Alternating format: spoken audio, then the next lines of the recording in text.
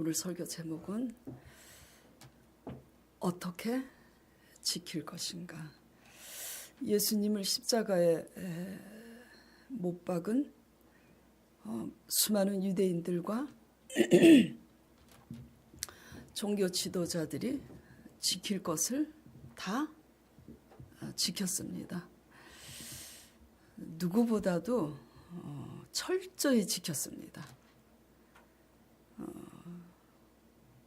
어떻게 지키는가가 대단히 중요합니다. 때로는 하나님의 성령을 따라가다 보면 한결같이 지키지 못하게 될 때가 사실은 또 있어요. 그래서 항상 어기지 않고 표면적으로 지키는 것을 1년 내내 지키는 열심의 신앙이 보이는 거와 같이 다 옳지는 않습니다. 아무리 좋은 씨앗을 심어도 땅이 좋지 아니하면 좋은 결실을 기대할 수 없어요. 씨앗에 생명이 있어도 죽은 땅은 그 생명을 받아들이질 못합니다. 하나님께서 애굽 땅에서 오랜 세월 동안 노예살이로 학대받던 이스라엘을 하나님의 크신 권능으로 이끌어내셨잖아요. 그리고 당신이 하신 말씀대로 전능자 하나님 되심을 스스로 나타내 보이셨으며 또 문설주에 양의 피를 바르면 내가 이스라엘의 장자를 지켜주시겠다고 그 언약하신 대로 생명의 근원 되심도 나타내 보이시면서 약속의 땅 가나안 정복을 위하여 광야로 이끄사 그 광야에서 신실하신 당신의 말씀으로 세세히 할 일과 맬 것을 지시하시고 규례를 일러 지시하셨고 또 절기를 지키라고 이스라엘에게 명하셨습니다. 이스라엘은 분명히 그 명하신 대로 다 지켰어요? 안 지켰어요? 다 지켰습니다. 민수기 9장 오늘 본문 말씀 5절 23절 보겠습니다. 자, 이스라엘 자손이 여호와께서 모세에게 명하신 것을 다 쫓아 행하였더라. 또 23절 보겠습니다. 그들이 여호와의 명을 쫓아 진을 치며 또 여호와의 명을 쫓아 진행하고 또 여호와의 명을 따라 여호와의 직임을 지켰더라. 다 지켰습니다.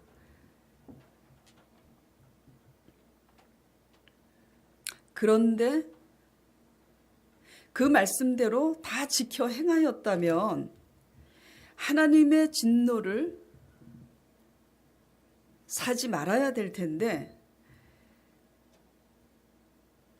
본문 말씀 11장 18절에 보면은 여호와의 진노를 삽니다. 이들이.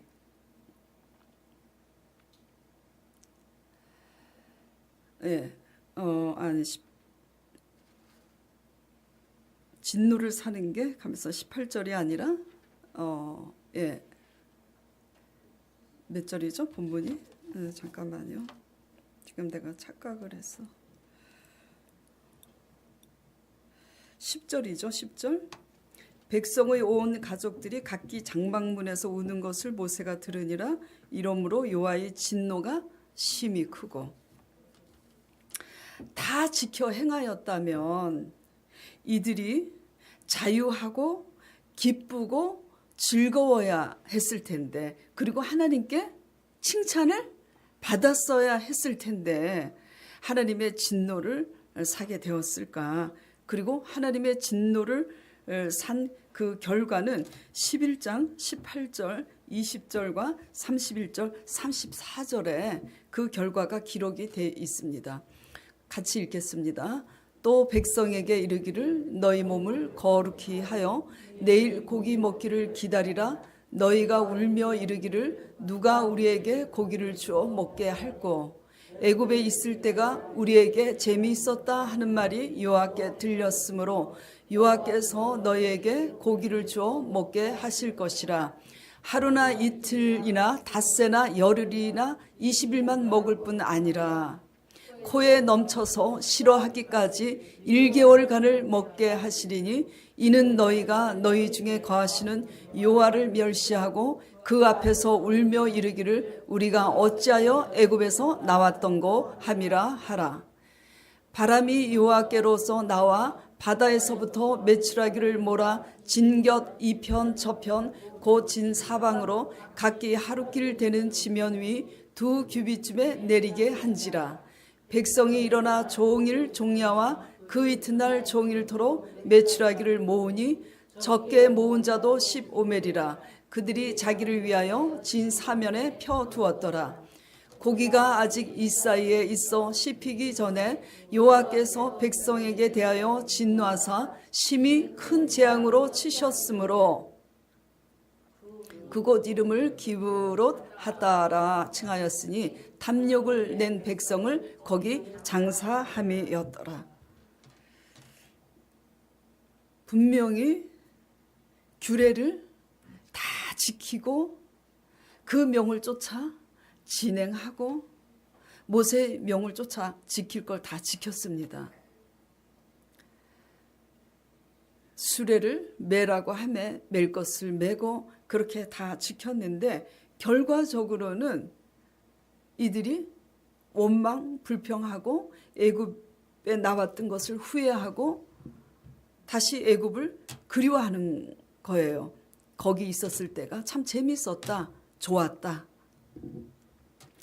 결국은 그 원망 불평을 들은 하나님이 진노하셔서 너희가 그렇게 소원하는 정력에 좋은 고기를 주겠다. 그래서 고기를 줬는데 하루나 이틀뿐이 아니라 한 달 내내 먹을 수 있는 고기를 주겠다 해서 주시긴 주셨는데 이 사이에 씹히기도 전에 잇몸에 물고 죽었잖아요. 하나님이 징계하셔서. 그들은 분명 애굽에서 심한 학대를 받고 노예로 있었을 당시 거기서 구원해 줄 메시아를 간절히 소망하고 있었던 자들입니다. 그런데 이상하게 이들은 다시 그 고욕으로 찌든 애굽을 지금 그리워하고 있습니다. 하나님의 권능을 어떻게 목도했길래 또 어떻게 지켰길래 또 어떻게 따라갔길래 이렇게까지 이들이 되어버렸는지. 모세를 통해서 말씀하신 대로 이적과 권능을 행하실 때 그들은 무엇을 깨달았어야 할까요? 무엇을 깨닫고 어떻게 바라볼 줄 알아야 했을까요? 하나님이 원하시는 대로 그들이 깨닫고 바라봤다면 그들은 하나님 말씀대로 규례를 지켰을 겁니다. 그렇죠? 그리고 하나님이 원하시는 대로 깨닫고 규례를 지켰다면 이런 결과가 결단코 생기지 않았을 거예요. 그렇다면 하나님은 하나님의 절기와 규례를 어떻게 지키길 원하시는 걸까? 하나님은 믿음으로 바라보고 믿음으로 지키길 원하셨습니다. 그러므로 첫째, 어떻게 지켜야 하는 문제는 믿음으로 지켜야지 돼요. 아멘을 안 하시네.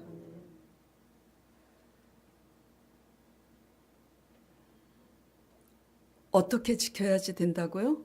믿음으로 지켜야 합니다. 자, 9장 1절 본문 다시 보겠습니다. 애굽 땅에서 나온 그 이듬해 여호와께서 모세에게 일러 가라사대 이스라엘 자손으로 유월절을 지키게 하라고 그러셨어요. 그래서 지켰습니다. 안 지킨 게 아니에요. 애굽 땅에서 무슨 일이 있었길래 그 유월절을 애굽 땅에서 나온 후에 이렇게 지키라고 명하시는 걸까? 애굽 땅에서 나온 후에 그 애굽 땅에 무슨 일이 있었을까? 애굽 땅에서 이스라엘을 구원해 내실 때 모세를 통해서 애굽에 하나님께서 어떻게 하셨어요? 10가지 재앙을 내리셨잖아요. 그렇게 해서 하나님의 말씀하시는 대로 하나님은 전능자 하나님이심을 나타내 보이셨잖아요. 그러나 애굽의 바로 왕이 마음이 완악하여서 그래도 이스라엘을 놔주지 않자 하나님께서는 애굽의 장자들을 다 치시겠다고 하시면서 이스라엘의 장자들은 지켜주시기 위해서 문설주에 양의 피를 바르라고, 그러면 그 피가 내 백성의 표적이 될 것이라고 하시면서 이스라엘의 장자들은 보호해 주셨고, 그날 밤 애굽의 장자들은 전부 다 죽었습니다. 그래서 애굽에 그 한밤중에 애굽에는 전무후무한 곡성이, 호곡이 있었습니다. 출애굽기 12장 13절, 28절, 31절 보겠습니다. 내가 애굽 땅을 칠 때에 그 피가 너희 거하는 집에 있어서 너희를 위하여 표적이 될지라. 내가 약속하신 그 어린 양의 희생의 피를 볼 때 내가 너희를 넘어가리니 재앙이 너희에게는 내려 멸하지 아니하리라. 문설주에 양의 피를 바르지 아니한 그 애굽의 장자들은 다 죽습니다. 이스라엘 자손이 물러가서 그대로 행하며 여호와께서 모세와 아론에게 명하신 대로 행하니라. 밤중에 여호와께서 애굽 땅에서 모든 처음 난 것 곧 위에 앉은 바로의 장자로부터 옥에 갇힌 사람의 장자까지 생축의 처음, 짐승의 처음 난 것까지 다 치심해. 그 밤에 바로와 그 모든 신하와 모든 애굽 사람이 일어나고 애굽에 큰 호곡이 있었으니 이는 그 나라에 사망치 아니한 집이 하나도 없었음이었더라. 밤에 바로가 모세와 아론을 그제야 부르는 거예요. 불러서 너희와 이스라엘 자손은 일어나 여기서 나가라. 너희 말대로 가서 여호와를 섬기라. 그렇게 해서 보냅니다. 이런 일이 있었어요. 그러면서 출애굽기 12장 14절에 이렇게 말씀하십니다. 하나님이 너희는 이 날을 기념하여 여호와의 절기를 삼아 영원한 규례로 대대로 지킬지니라. 이게 뭐냐면 유월절입니다. 지금 그렇게 지키라 그러는 거예요. 애굽 땅에서 일어난 이 모든 일들이 결국 모세 선지자를 통해서 선포하신 말씀대로 된 것임을 믿음으로 깨달았다면 하나님이 어떤 분인지 그 하나님께 주목했을 것입니다. 이스라엘 백성들이. 그리고 하나님께 주목했다면 하나님이 하신 말씀은 오늘 김영자 권사님께서 대표기도 하신 것처럼 바랄 수 없는 가운데서도 말씀하신 대로 능히 바라게 하시는구나 하는 것을 깨달았을 것입니다. 믿음으로. 이 유월절 규례는 오늘날 무엇이죠? 어린 양 희생의 피로, 그 언약으로 그것이 표적이 되어서 그 순종하는 믿음을 보고 이스라엘의 장자를 살리신 유월절 규례는 오늘날 우리 죄를 위해서 십자가에 대신 죽으신 예수 그리스도의 십자가 보혈의 언약입니다. 그 언약을 보고 믿는 자는 하나님께서 우리를 부활시키십니다.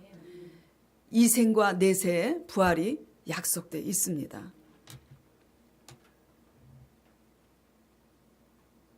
자, 그렇다면 현실로 적용을 해보면 그 양의 피로 말미암아, 그 언약의 피로 말미암아 약속하신 그 피를 문설주에 바르면 생명을 지켜주시겠다는 그 약속을 믿고 모세와 아론이 시키는 대로 그렇게 순종했더니 살았단 말이에요.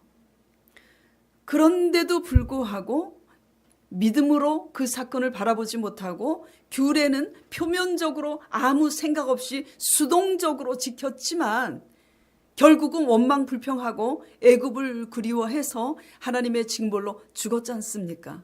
그러면 이 문제가 우리에게 어떻게 적용되냐면 우리에게 광야가 있잖아요. 지금 초신자들은 그게 뭔지 모르지만 이미 믿은 지 여러 해 된 분들은 기도하다가 성령님의 음성도 듣고 하나님의 임재도 체험했습니다. 그런데 십자가, 예수 그리스도의 십자가의 죽음과 부활의 그 언약을 믿음으로 바라보지 못하니까는 우리에게 닥쳐진 광야의 시련 속에서 환경이라는 것만 보고 원망하고 불평하는 이것이 아니겠어요?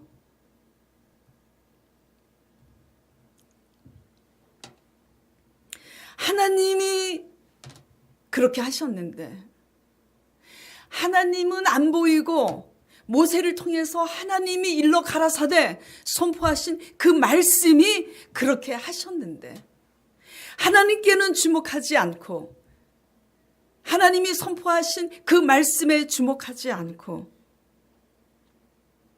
이들은 도대체 무엇에 주목하고 관심이 있었을까요? 눈이 있어도 믿음으로 보지 못하고 귀가 있어도 하나님의 말씀을 믿음으로 듣지 못하는 눈뜬 장님이요 기머거리인데 무엇에 주목하였길래 이들이 그렇게 보지 못하는 걸까요? 그들은 오직 학대 속에서 애굽에서 그렇게 노예로 날마다 고욕을 하는 그 괴로움 속에서 벗어나기만 소망했을 뿐입니다. 무슨 얘기인지 알아들으세요? 그냥 애굽에서만 나와서 자신들이 편하기만 하면 되는 거예요. 하나님 관심 없습니다. 하나님의 말씀 관심 없습니다. 믿음 보이지도 않아요. 복잡합니다. 관심 없습니다. 나만 편하면 되는 겁니다.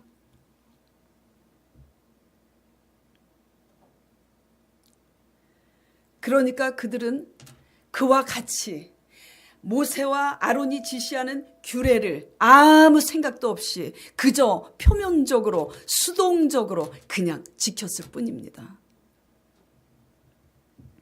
믿음으로 유월절 규례를 지켰다면은 광야의 시련 속에서도 생명 되신 하나님의 말씀을 가지고 약속하신 가나안 땅 언약을 믿음으로 믿음의 실상으로 바라보고 하나님을 노래할 수 있었을 겁니다. 하나님이 원하시는 게 바로 그거예요. 어디 그것뿐입니까? 이스라엘을 낳아준 바로가 장자가 죽었으니 놀래가지고 너희 믿는 하나님 믿어라 내가 보내주겠다. 그런데 또 하나님께서 바로의 마음을 강팍해 하시니 바로의 마음이 변하여 다시 애굽의 군대들을 이끌고 추격해 옵니다. 앞에는 홍해 바다요, 뒤에는 애굽 군대예요. 진퇴양난의 죽음의 위기 앞에서 소망이 없어요. 그런데 하나님께서 모세를 향하여 뭐라고 말씀하십니까? 문제의 바다를 향해서 지팡이를 들라고. 뭐가 뭔지는 모르지만은 하나님이 지시하신 대로 했을 때마다 열재앙으로 문설주의 피로 이끌어내신 하나님께서 지시하신 대로 하면은 뭔가 일어나겠구나 해서 모세가 문제의 바다를 향해서 지팡이를 지시하신 대로 내미니 어떻게 됐어요? 홍해가 갈라졌습니다. 홍해가 갈라지고 바닷물을 동풍이 불어서 막 급속도로 마르게 하셔서 그 홍해를 육지처럼 건너게 하셨어요. 그들이 모세를 통해서 선포하신 그 말씀대로 하나님의 말씀대로 길 없는 곳에 길을 내시는 하나님을 믿음으로 바라봤다면 광야에서 길이 안 보인다 할지라도 원망하지 않았을 것입니다. 너무 힘들어서 원망했다 할지라도 금방 내가 왜 이러지? 아니야. 아버지 용서해 주세요. 회개하면서 길 없는 곳에 길을 내신 그 하나님을 찬송하며 견디며 노래하고 나아갔을 것입니다.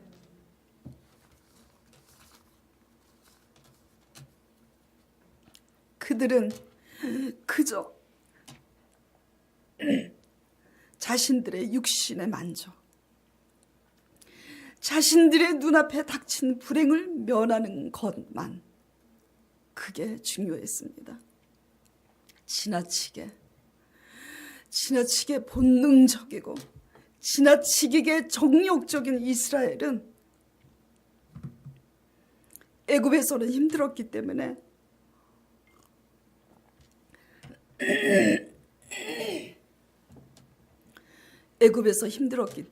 그저 거기에서 탈출해 나오기만 고대했어요. 그 소원이 이루어졌는데 감사는 하나도 없습니다. 지금은 광야이다 보니까 또 애굽에서 먹었던 부추와 고기 생각이 날 뿐입니다. 관심이 오직 나뿐이 없어요. 아무것도 없습니다. 하나님도 없어요. 그 속에 하나님 말씀하신 말씀도 없어요. 오늘 내가 어떻게 하면 굶어 죽지 않을까. 그리고 남자들이 좋아하는 정욕, 고기와 부추와 마늘,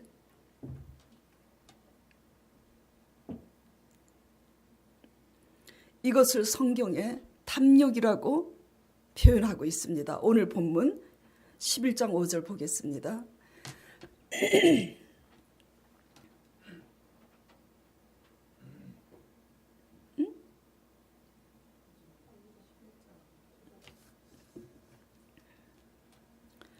탐욕 4절이구나. 4절 11장 4절 이스라엘 중에 섞여 사는 무리가 탐욕을 품음에. 어떻게 생각하면요, 만나는 참 단순합니다. 단조롭습니다. 기름 섞인 과자 맛 같아 그랬는데 하루 종일 먹지 않고 이틀 3일 먹어보세요. 참 지겨울 겁니다. 솔직히. 그렇기 때문에 그 만나를 일주일이고 계속해서 먹는데 그 먹고 싶은 수박 한 번 그리워했다고 탐욕이라고까지 할 게 뭐 있을까 생각할 수 있어요. 그러나 탐욕은 상식적으로 여러분이 아는 것처럼 지나치게 욕심을 부리는 것도 탐욕이지만 하나님의 관점에서, 신앙의 관점에서 탐욕은 지나치게 본능적이고 지나치게 자기중심적이고 지나치게 육신적인 것도 탐욕입니다. 그저 하나님의 의도와 섭리 이런 것에 관심 없고 그저 믿음의 세계에 대해서 영적인 것에 관심이 없고 육적인 것에만 지나치게 관심이 있는 게 바로 탐욕입니다.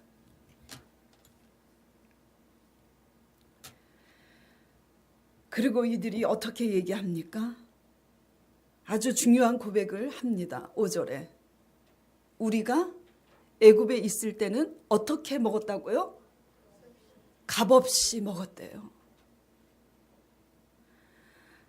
애굽의 그 학대와 노예 생활로 그 힘든 고욕을 날마다 하루 정해진 그 일당량을 채우지 아니하면은 먹지 못하게 했는데 그 할당량을 다 충당해야 먹을 수 있었는데 값없이 먹었대요. 값없이 먹은 건 뭡니까? 은혜로 주어지는 건데요. 이 소리를 하나님이 들으신 겁니다. 문설주의 피로 구원받은 은혜는 값없이 받은 건데 그 은혜는 하나도 감사하지 않아요. 영적인 생명은 하나도 감사한 게 아니라 오직 목구멍이 포도충이라 내 입을 달콤하게 하는 육신의 정욕을 만족해 하는 그냥 그것이 귀할 뿐입니다. 그래서 값없이 생선과 수박과 부추와 뭐 이런 것들, 마늘, 고기 이런 것들이 뭐죠? 생각나는 거예요. 정욕이 쇠약하되 만나 외에는 보이는 것이 아무것도 없도다. 무엇에만 지금 주목하고 있냐면 만나 외에는 아무것도 보이지 않는 거, 없는 것만 보는 겁니다. 없는 것만 봐요. 이 만나가 어떤 만나인지 거기에 의미는 관심조차 없습니다. 여러분 어떻게 믿고 있습니까? 우리의 영혼이 죽은 육신의 사람들은 아무리 하나님께서 빛으로 다가와도 생명으로 다가와도 그 빛을 우리의 죽은 영혼은 그 생명을 담을 수가 없습니다. 스스로 죽어있는 땅이기 때문에 마음밭이 육신의 것만 소중할 뿐입니다. 1년 내내 지켜보세요. 1년 내내 지켜보세요. 지킬 거 다 지켜보세요. 지키는 것으로 믿음이 자라나. 믿음은요, 회개할 때 믿음이 자랍니다. 믿음은요, 순종할 때 믿음이 자라는 겁니다.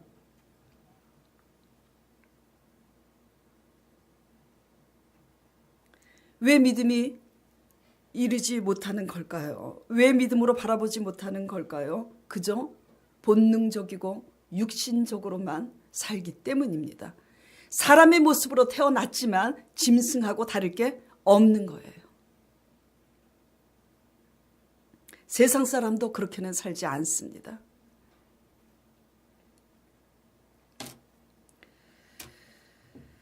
이 이기적인 본능적인 탐욕은 자신의 필요를 따라서 감사도 원망으로 바꾸는 재주가 있습니다.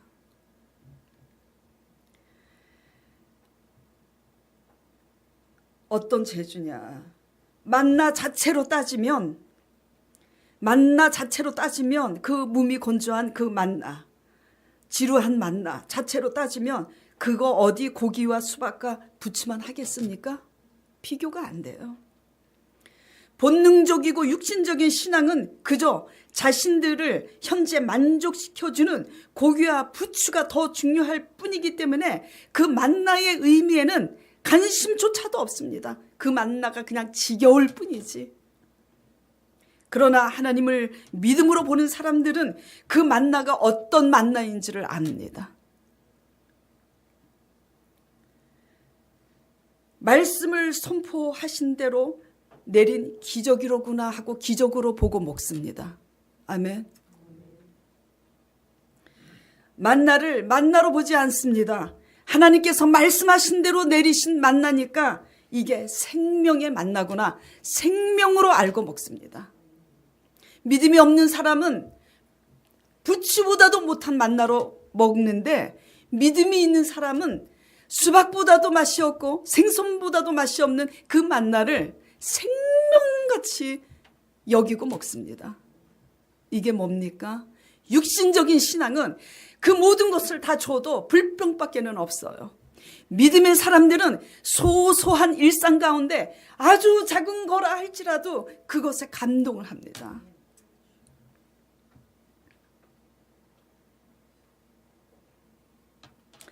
단조로운 그 만나를 지겹게 계속 먹어야 하지만 지겹다고 믿음의 사람들은 원망하지 않습니다. 왜냐하면 그것이 곧 생명이기 때문에, 말씀으로 만들어진 거기 때문에 그것을 먹고 있으면, 그리고 그것을 먹고 감사하면서 가다 보면은 가나안으로 인도하시는 표적임을 알기 때문입니다. 믿음의 사람들은 성령의 인도로 아무것도 없을 때 단돈 1,000원으로 배추 하나를 사게 되더라도 그 단돈 1,000원의 배추 속에 영생이 있고 소원의 항구로 가게 하는 표적임을 알고 있습니다. 믿음이 없으면 배추 1,000원짜리 말고 자가용을 타고 가도 원망 불평뿐입니다. 육신은 애굽에서 탈출해 나왔지만 이스라엘은, 그들의 영혼은 여전히 애굽의 죽은 영혼입니다. 여러분 어떻게 하나님을 믿고 있나요? 육신은 교회 안에 이렇게 있지만 여러분들의 영혼은, 여러분들이 당하는 광야의 시련 속에서 하나님을 노래합니까? 그러니까 현재는 낮에는 구름기둥이요 밤에는 불기둥으로 하나님의 임재를 나타내셔도 하나님의 임재조차 느끼지 못합니다. 하나님이 임재하시는데 그 밑에서 원망 불평하다가 죽었습니다. 이게 뭘까요? 하나님이 어떤 임재로 느껴야지 될까요? 밤에는 불기둥이고 낮에는 해가 쨍쨍하기 때문에 때를 따라 알맞은 구름기둥으로 임재하시는데, 그들은 생각합니다. 믿음 없는 사람들은 구름이 반맥이죠. 부추도 아니고 고기도 아닌 것이 임재해도 하나님 임재는 보이지 않아요. 우리에게 부추만 달라, 정욕에 좋은 고기만 달라, 그렇게 믿습니다. 이게 뭘죠? 적용을 하면 아무리 하나님이 응답을 하셔도 내가 원하는 소리만 계속 듣기 원합니다. 제가 성도들을 보면서 작전 기도를 합니다. 문제가 다급해서 같이 합시다. 작전 기도를 해요. 응답 받았습니다. 하나님이 말씀하세요. 근데 이상한 현상은 성도들이 반응을 하지 않아요. 왜 그런 줄 아세요? 본인이 원하는 것만 기다리고 있기 때문이에요. 아무리 얘기해도. 그래서 제가 또 얘기합니다. 당신의 그 문제가, 위기의 문제가 해결되기 위해서는 영적인 이 문제가 해결돼야 되기 때문에 하나님께서 이렇게 하셨다고 다 씹어서 가르쳐 드려도 듣지 않습니다. 이상해요. 안 들어요. 정말로 기도할 때 정말 답답합니다. 정말 지고도 깨닫지 못합니다. 우리가 듣고 싶은 거 듣고 싶어서, 우리가 먹고 싶은 거 먹고 싶어서 하나님이 말씀하시는 말씀에 성도들이 귀를 기울이지 않습니다. 그래서 제가 얘기합니다. 그렇게 가지 마세요. 인간적인 방법으로, 수단으로 해결하려고 어떤 일을 합니다. 제가 그래요. 틀림없이 100% 다 털릴 것이니까 그렇게 하시라고. 그래서 날립니다. 5천만 원 날리고 1,000만 원 날립니다. 그래서 속속여서 죄송하다고 하시면서 지금 그렇게 가고 계셔요. 모두 다 10이면 9도 넘어요. 20명이면 19명이 그렇게 합니다.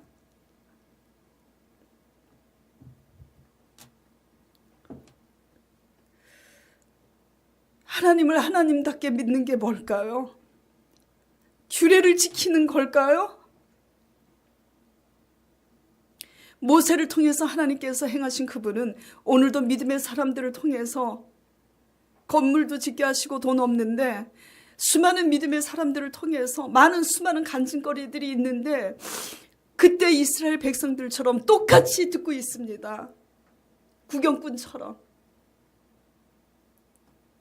그리고 그냥 무엇을 먹을까 마실까 그것 따라 움직이면서 지킬 것은 다 지키는데 속은 텅텅 비어 있습니다.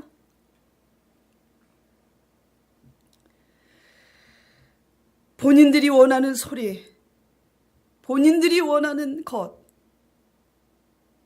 그것이 아니면 역사도 아니고 하나님의 임재도 아니고 믿음도 아니고 아무것도 아니더라고요. 보니까. 왜 이렇게 믿습니까? 제발 하나님께 주목하시기를 간절히 축원드립니다. 제발 하나님이 선포하시는 말씀에 주목하시기를 축원드립니다. 엘리야 때처럼 말씀이 선포되는 그곳에 언약이 성취되고, 여러분들 엘리야 때처럼 찬양 부르잖아요. 입으로만 부르지 마시고 믿음으로 바라보시기 바랍니다. 믿음으로 지키시기 바랍니다.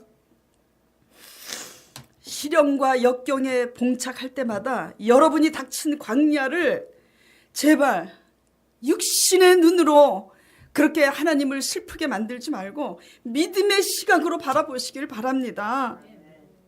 하나님의 약속을 믿음으로 굳게 잡고 여러분이 임한 광야를 여러분이 주도적으로 개척해 나가시기를 간절히 축원드립니다. 누구 탓도 하지 마세요. 환경 탓도 하지 마세요. 원망불평한 거 다 회개하시고 여러분 자신이 믿음 안에서 주도적 주인공이 되시길 바랍니다. 그래야 가나안 정복됩니다. 두 번째, 감사함으로 지켜야 합니다.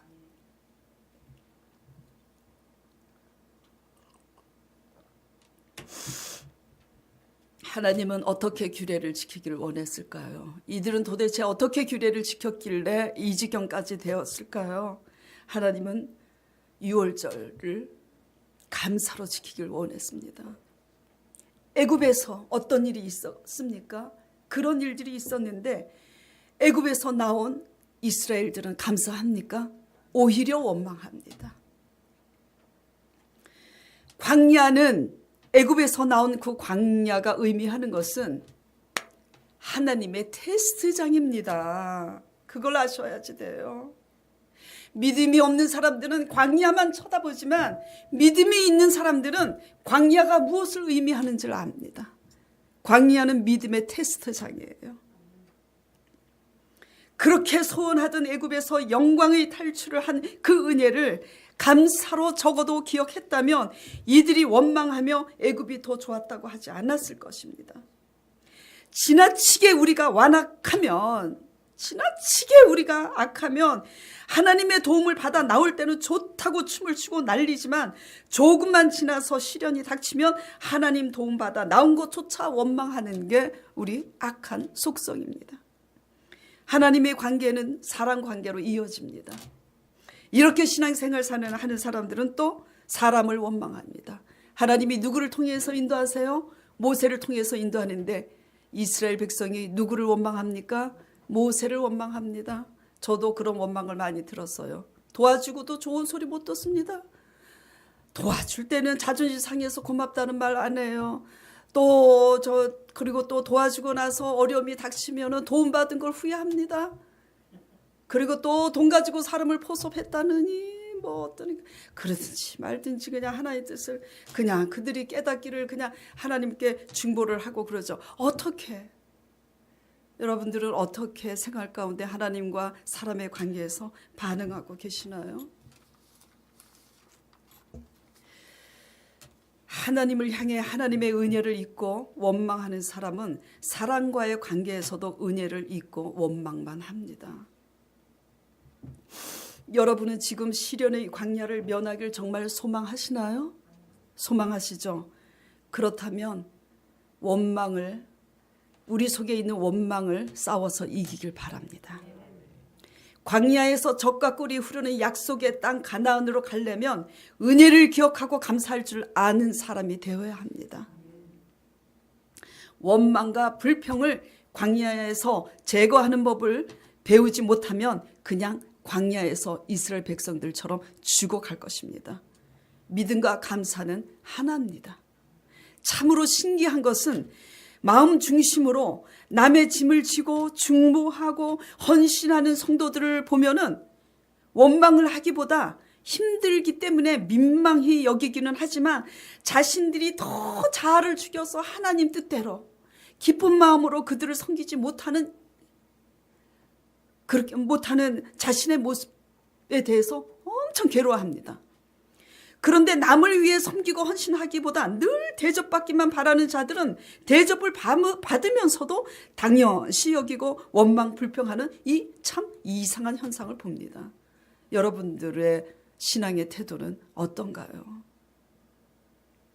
광야는 테스트장이라고 말씀드렸잖아요.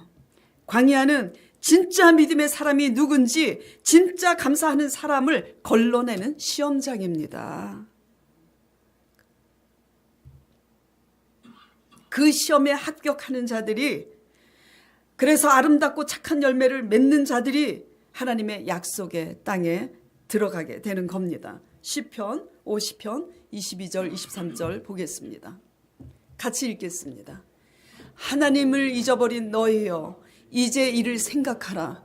그렇지 않으면 내가 너희를 찢으리니 건질 자 없으리라. 감사로 제사를 드리는 자가 나를 영화롭게 하나니 그 행위를 옳게 하는 자에게 내가 하나님의 구원을 보이리라. 사람의 관계도 마찬가지입니다. 사람의 관계도요, 감사하는 사람한테는 더 줘요. 저도 감사하지 못하는 사람은요, 2번 주려고 마음 먹은 거 1번밖에 안 주게 되더라고요. 이스라엘이 원망 불평을 비록 하지만 광야에서 죽지 않고 가나안 땅에 들어갔다고 칩시다. 그들이 가나안 땅에서 어떻게 됐겠습니까? 100% 타락합니다.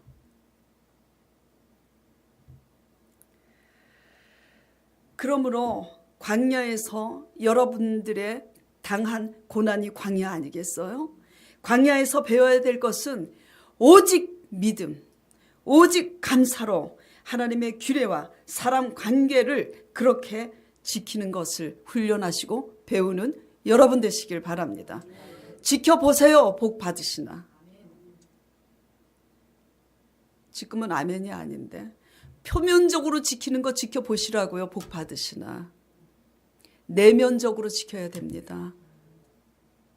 믿음으로 지키기 위해서 할례를 행하세요.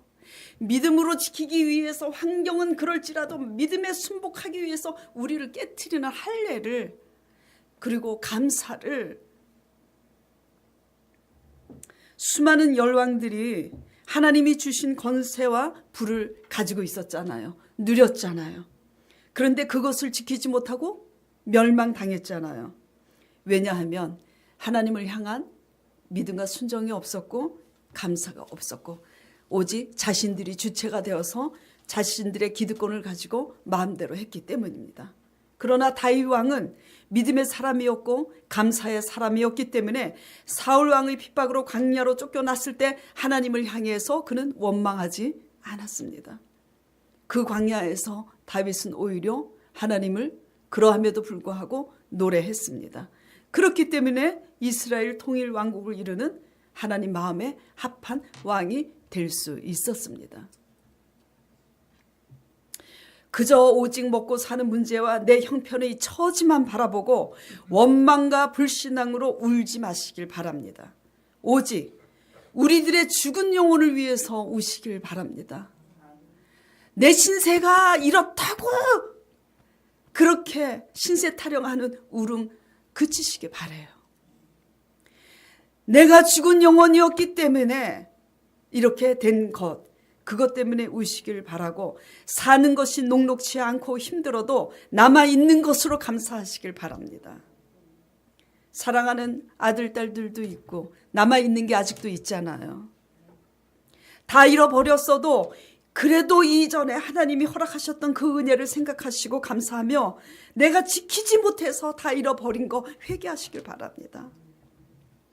우리 죽은 영혼의 밭을 개간할 때 하나님의 구원의 역사, 십자가 부활의 역사, 언약하신 대로 반드시 일어날 줄 저는 확신합니다. 그리하여서 우리에게 닥친 광야의 시련이 오히려 증거가 될 줄 저는 확신합니다. 기도하겠습니다.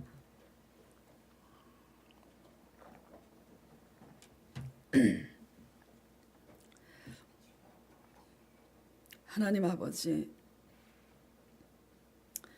하나님을 믿노라 믿노라 하면서 하나님의 말씀을 사모한다 하면서 우리의 깊은 심령 속에 육신의 것을 제하지 못해서 그저 우리 한계로 넘을 수 없는 그 환경의 큰 애굽의 큰 장애물과 시련들이 버티고 있는 그 버팀을 두려움으로 바라보고 인간적인 수단과 방법으로 해결했던 우리들의 불신앙을 이 시간 용서하여 주시옵소서.